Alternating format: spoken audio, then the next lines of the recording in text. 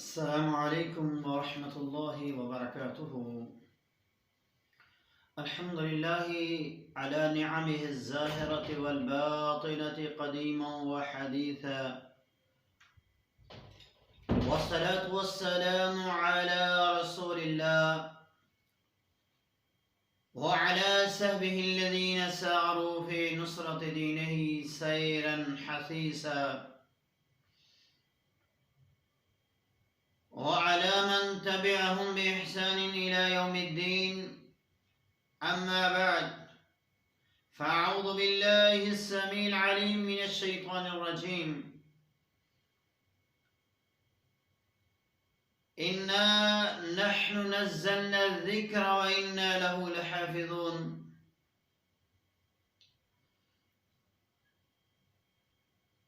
ادب پہلا کرینہ ہے محبت کے کرینوں سے. برادران اسلام، معززات مکرمات، ماؤں بہن بیٹیوں،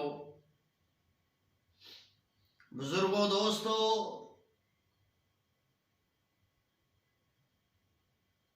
آج سے ہم انشاءاللہ العزیز اللہ کی توفیق سے قرآن مجید فرقان حمید کے ادب کے حوالے سے چند ایک گزارشات آپ کی خدمت میں گوش گزار کریں گے، اور انشاءاللہ اللہ کی توفیق سے روزانہ کی بنیاد کے اوپر چند ایک گزارشات آپ کی خدمت میں گوش گزار کی جاتی رہیں گی. اللہ تعالی ہم سب کو سن کر اس پر عمل کرنے کی توفیق عطا فرمائے.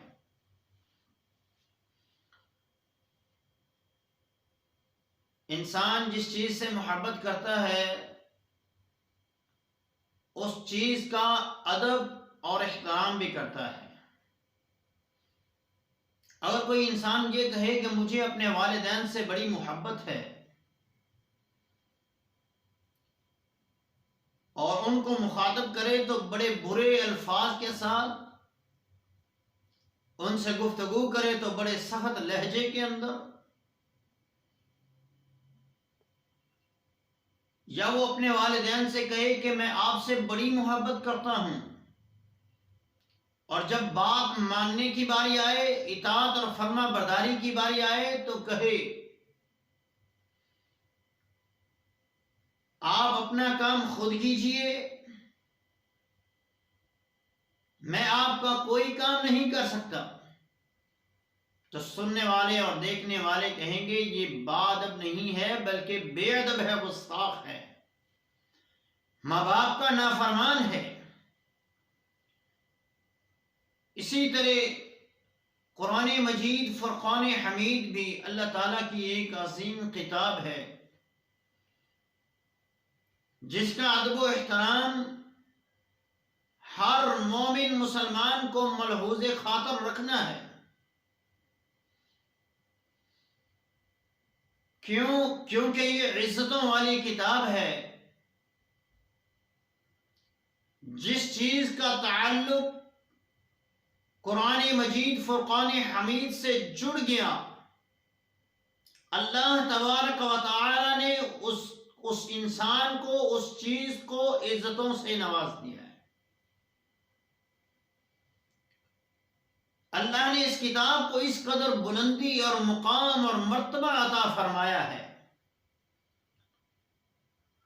کہ اسے رب العالمین نے اپنا کلام کہا ہے. کلام کہ یہ اللہ تعالیٰ کی بات ہے، یہ اللہ تعالیٰ کی کلام، اللہ تعالیٰ کا صفت کلام ہے، یہ اللہ کی ایک صفت ہے. بڑا مشہور واقعہ ہے امام احمد ابن حنبل رحمۃ اللہ علیہ کا. ان کے دور میں ایک فتنہ اٹھا جو فتنہ خلق قرآن کے نام سے تھا. وقت کے حکمران اور اس وقت کے سرکاری مولویوں کا یہ فتویٰ تھا کہ قرآن اللہ کی مخلوق ہے جس طرح ہم اللہ کی مخلوق ہیں. جبکہ امام احمد بن حنبل رحمۃ اللہ علیہ نے ارشاد فرمایا جب وہ فتویٰ آپ کی ٹیبل پہ آیا، آپ نے اس فتوے کو پڑھا اور پڑھنے کے بعد کہا احمد ابن حنبل اس پہ دستخط نہیں کرے گا۔ کیوں؟ کیونکہ یہ اللہ کے قرآن کے خلاف ہے، یہاں معاملہ اللہ کی صفات کا ہے، اللہ کی ذات کا ہے، اس لیے احمد ابن حنبل اس فتوے کے اوپر سائن نہیں کرے گا، یہ فتویٰ غلط ہے۔ کیوں؟ کیونکہ قرآن اللہ کا کلام ہے، اللہ کی بیان کی ہوئی باتیں ہیں، اللہ رب العالمین کے فرامین ہیں، ہم ان کو اللہ کی مخلوق قرار نہیں دے سکتے۔ یہ احمد ابن حنبل رحمۃ اللہ علیہ کا موقف تھا۔ یہ قرآن مجید کا ادب و احترام ہے کہ اس کو اللہ تعالیٰ کا قرآن، اللہ تعالیٰ کا کلام مانا جائے۔ اللہ کی صفت، جس طرح اللہ کی ذات کا احترام ہے، اسی طرح اللہ تعالیٰ کی صفات کا بھی احترام ہے۔ اگر کوئی بندہ اللہ کی ذات کا احترام تو کرے لیکن اللہ کی صفات کا انکار کر دیتا ہے تو وہ بندہ دائرہ اسلام سے خارج ہو جاتا ہے۔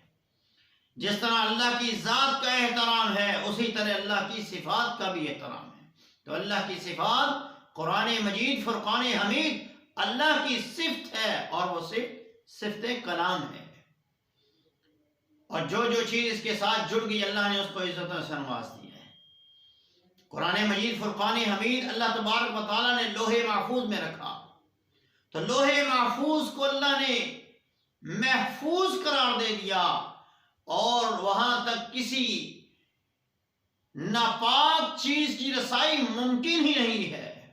ما لا یمسہ الا المطہرون، اس مقام تک پہنچنے کے لیے طہارت کا ہونا ضروری ہے، پاکیزہ لوگوں کا ہونا ضروری ہے۔ اور اس جگہ کے بارے میں فرمایا بل هو قرآن مجید، یہ عزتوں والی کتاب ہے، فی لوح محفوظ، اللہ نے اس کو لوح محفوظ میں رکھا ہے۔ لوح محفوظ سے اللہ نے اس کتاب کو آسمان دنیا میں اتارا۔ لیلۃ القدر کی رات میں پورے کا پورا قرآن لوح محفوظ سے آسمان دنیا میں آیا، تو آسمان دنیا میں جس جگہ اس قرآن کو رکھا گیا، اس جگہ کو اللہ نے کہا بیت العزت۔ میرے محبوب نے کہا وہ بیت العزت ہے۔ میرے اور آپ کے آقا جناب محمد رسول اللہ نے اس جگہ کا نام بیت العزت بیان فرمایا کہ وہ جگہ بیت العزت ہے، عزت والی جگہ ہے۔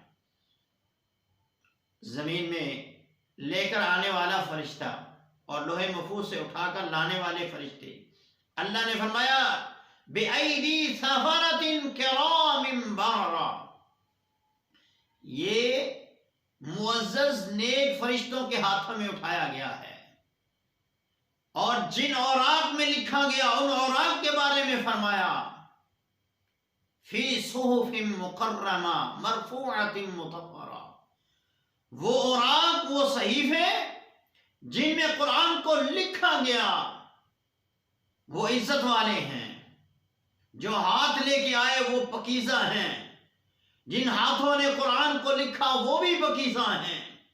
اللہ تبارک و تعالی نے فرمایا جو فرشتہ اس کو لے کر آیا، اللہ نے فرمایا وَإِنَّهُ لَقَوْلُ رَسُولٍ كَرِيمٍ، یہ تو عزت والے فرشتے کا کلام ہے۔ اس کو لے کر آنے والا فرشتہ، اس کو بیان کرنے والا فرشتہ بھی عزتوں والا ہے، اور وہ اللہ کے ہاں، عرش والوں کے ہاں، عرش کے ارد گرد فرشتوں کے ہاں، آسمان والوں کے ہاں، اللہ نے فرمایا ذو قوت عند ذی العرش مکین، وہاں کے رہنے والوں میں، آسمان والوں میں اس کی بڑی عزت ہے، بڑا مقام ہے۔